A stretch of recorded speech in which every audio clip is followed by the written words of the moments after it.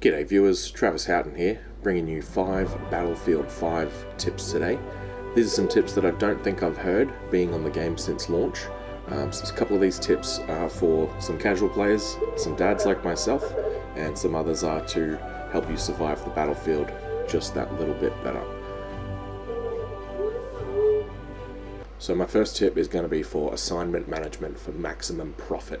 So generally what you want to do is make sure that you've got cards that are assigned to your gameplay to maximize profit for the class that you're playing in the given game session that you're about to start.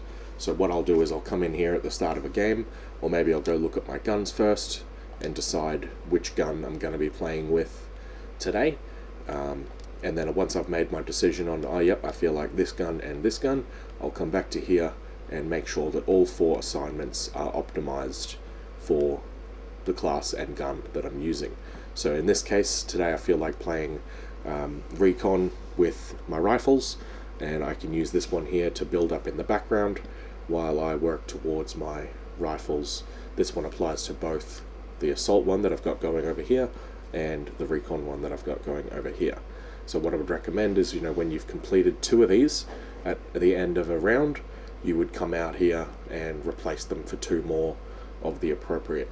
A few of these just continue to rotate, so this Hunter's Challenge one I've probably completed a handful of times now, so you can basically swap it in and swap it out for itself quite often, and this will allow you to keep making money off these cards without having to change how you play too much. So if you find some cards that suit your main class and your main weapon, that one you go to, then you can basically continue to churn through those cards over and over to make the most money.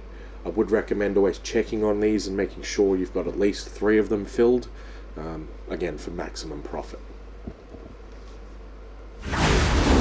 So what we're going to test here is to make sure that when you get kicked or quit from a game, that your points do in fact count or not.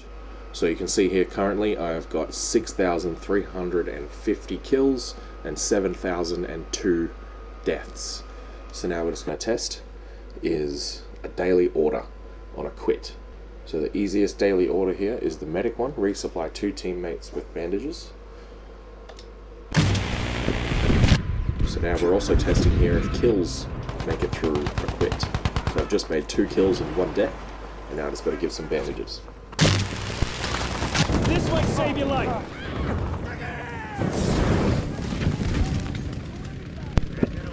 Okay, so I got the daily order and I got 2 kills and it'll be 2 deaths.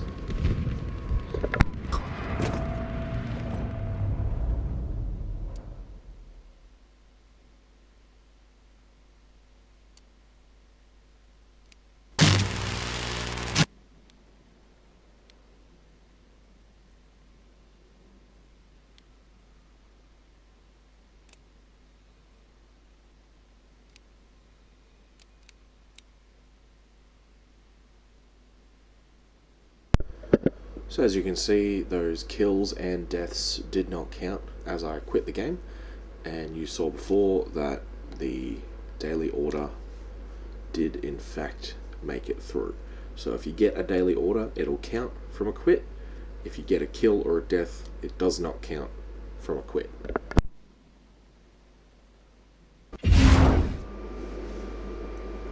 And my next tip is that the kick timer is 5 minutes.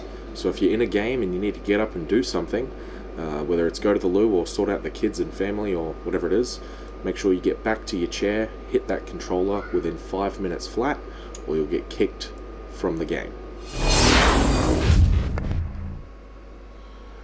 Okay, my 4th tip today is for recommended filters to save. So I actually see this one come up quite a bit on the Facebook pages where people are having trouble finding games, but I don't think I've ever had a day where I've come in and not been able to get into a game right away. And if not, I've only had to queue up in a full game a handful of times in recent memory. So my recommended settings for your usual filters which is what I've saved it as, would be any game mode, any map. Make sure it's set to any, because this affects the way the algorithm works.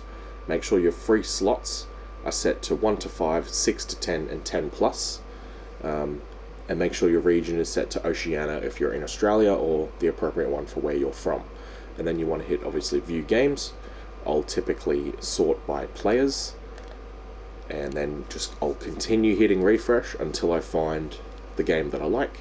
And you'll notice that in this case I've got a handful of games available that are reasonably full, so I can join any of these right away.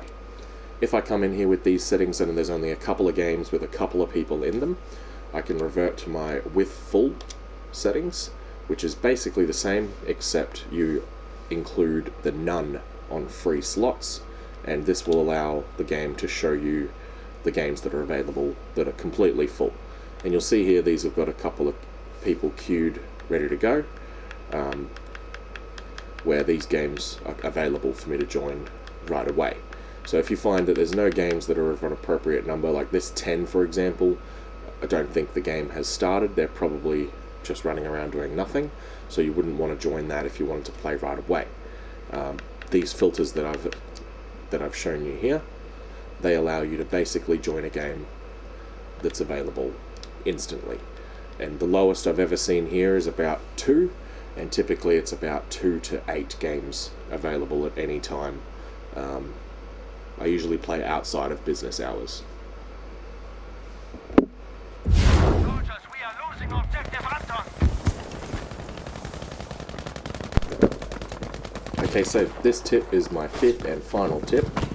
It is probably my handiest tip. I just do it as reaction now.